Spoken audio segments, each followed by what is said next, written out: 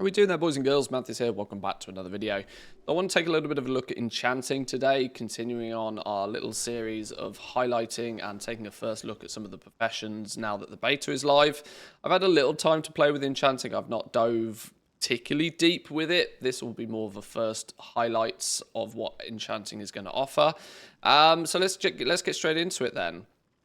Has much changed with enchanting? Well, there's not any huge sweeping dramatic changes. We tend to keep pretty much in our lane. We are responsible for making the enchants for people's gear. We are still going to be responsible for making the crests so that people can upgrade their crafted gear. We make some mana oils, which is a cool little interesting addition. And this time around, we have these Algari illusions that seem to be very quantifiable. There is loads of these. These are the ability to change your appearance for a small duration of time on a relatively lengthy cooldown. People love appearance changing stuff, so I'm quite sure some of them will be quite popular. Outside of that, though, not too much has changed with enchanting. The only significant change I think we should probably address first off is that our materials this time round, our soul dust, our gleaming shards, and our refulgent crystals, you may notice have the quality icon on them this time. We were lucky in Dragonflight. It was one of the only professions and one of the only sets of materials that didn't really have to worry too much about material quality. This time round, you need to worry about material quality, and this will become more apparent in a minute.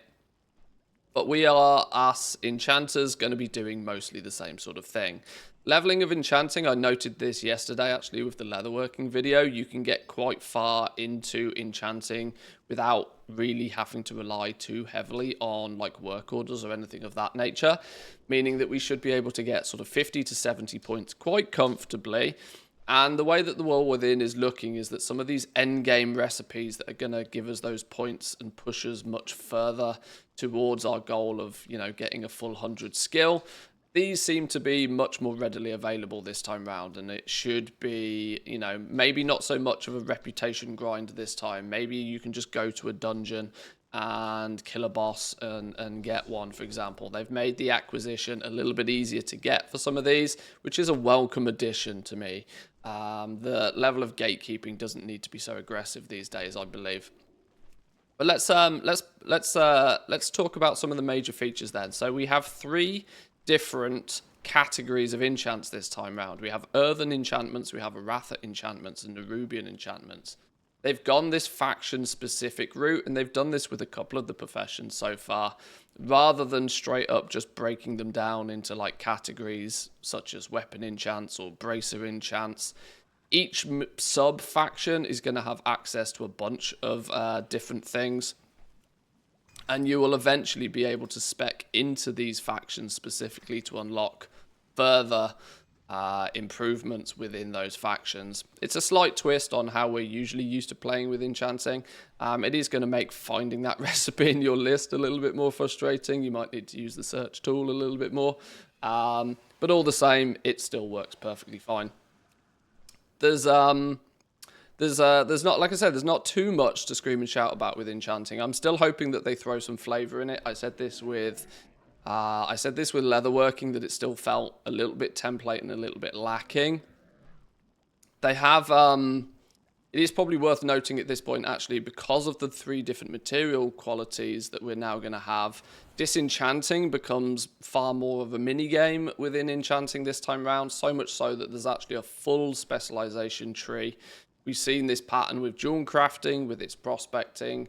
They are trying to make more of a little mini game out of the sort of like the breaking down side of these professions. So disenchanters out there, you're going to have a tree to spec into. And this time round, in a weird way, you can sort of specialize in breaking down different rarities of items. So uncommon, utilitarian, rare resourcing, and epic escalations, depending on how many points you put in these, will improve your ability to disenchant that specific rarity of stuff. So I suspect, let's say early days in the beginning of the expansion, you might put some points into designated disenchanter and put some points in uncommon utilitarian if you're out doing any like world farming where you are likely to come across and find large quantities of green items, you might as well choose to be a little bit better at disenchanting those. And maybe towards later on in the expansion, you would venture further into rare resourcing and epic escalations. I have yet to play with this in too much detail. Stay tuned for some deep dives into the disenchanting and exactly how we can go about getting these higher quality materials in a more optimal fashion. But just be aware that you now get the option to quite heavily play with your disenchanting if that is sort of a gameplay loop that appeals to you. One thing I do want to talk about, since there's not a huge amount new with enchanting, is just sort of how maybe the end game crafting might look for crafters out there. For the spectre of, where's it gone? Everlasting enchantments. This is your core enchanting tree. This is the one you're going to put points in if you just want to make better enchants for others.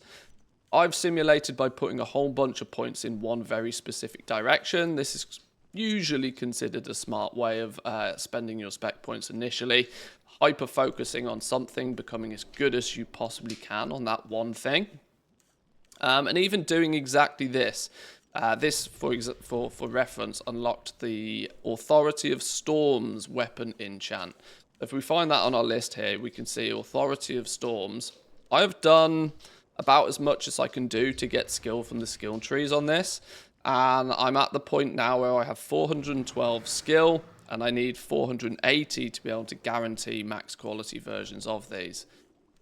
Already with using top quality materials and 70 points up here, you can see I'm still going to need concentration to max this out to make a quality 3.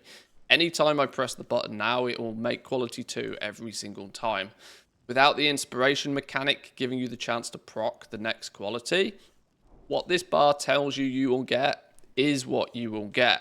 You can use concentration to bump it up, but it will cost me 54 concentration for every craft at this point if I want to make quality 3s. But you can start to see by some of the numbers just exactly how this is going to play out. I'm missing 30 points at the top here, so we could easily add another 30 points on this 412 number. 442 is then my possible skill if I was to finish leveling my character, but I'm also still missing my profession tools. And in the War Within, you can get up to 40 skill points, I believe, by having a full set of profession tools in, which, as you can then see, would just about, the simple maths on that pushes us just above this 480 recipe difficulty, meaning that guaranteeing top quality enchants is within your reach, but only just. You really are going to have to do absolutely everything. You're going to have to fill your skill bar. You're going to have to get the best tools you possibly can. You're going to need to source the best quality reagents you possibly can. You literally need to do as much as you possibly can to be able to guarantee things at quality 3 without using any concentration at all. For as long as you still require concentration, you're going to be limited by the amount of concentration you physically have. Now, of course, this does recharge over time, but it does mean if I wanted to log on to an enchanter today with this sort of setup, I might only be able to create like 9 of these to post them on the auction house at top quality. And as many of you might know, selling 9 enchants on something like reset day is a piece of cake. It's an absolute breeze. We sell them on the region-wide auction house. So this might sort of showcase to you maybe just how limited these top quality crafted items are going to be, at least short term, until people can really min-max their professions. There's an option for players as well. Obviously, the price of these items will heavily be dictated by, well, how much does it cost for all of these materials at top quality? And this might mean that when people are forced almost to use top quality materials, that the quality 3s end up being really quite expensive. But along comes somebody with some quality 2 materials and a little bit more concentration. They can get a much, much cheaper crafting cost and choose to use their concentration to make up the difference. They might only be able to make 3, 4, 5 of them at a time, but they'll be able to make those first 3, 4, 5 a day at a significantly cheaper price than what it might cost to use the top quality mats. So there's a bit of a small time goblin opportunity there, maybe one that plays with lots of professions, to do a small amount of crafting with each profession each day while still being able to make a profit. but it's going to require some serious effort from the hardcore goblins to get to the point where they can press the button as much as the demand requires of them, whilst also making them at top quality. I thought this was a good way to sort of highlight this as a bit of an example. That said, there's nothing really too much more to say about Enchanting. They have replicated this shatter buff as well. So this is something that you can spec into early days and will ultimately be quite powerful for you. It gives you your resourcefulness, your ingenuity, and your multicraft proc as a bonus for 15 minutes. If you shatter an essence, this is one of 4 materials that are sort of elemental in their nature, similar to that of like Awakens in Dragonflight. Not quite as impactful as the Awaken system in Dragonflight. Fortunately, these are used far more sparingly, and I suggest that these won't be too difficult to come by. But some further testing from the Gathering Professions will decide that. But yeah, there's the Shatter buff essence. We've seen this buff. We've seen this buff with blacksmithing. We've seen this buff with another couple of professions. They like to allow crafters to buff themselves when playing with their professions, give them a short-term temporary boost to their production at a small cost. It's a clever little mechanic. I quite like it, if I'm honest. But that's going to be Enchanting. We're going to do the same things. We're going to make the enchants for people. We're going to make some cosmetic item, like character changing abilities, and we are going to be the crest monkeys once upon a time again. We are going to be crafting everybody's crests. Should probably be highlighted, actually, talking about materials, just as we round off this video, that the crests will actually do a really good job of hoovering up the basic materials. We saw this with leatherworking. Hoovering up the basic materials, basic leather, allows people to make the drums without any real issue.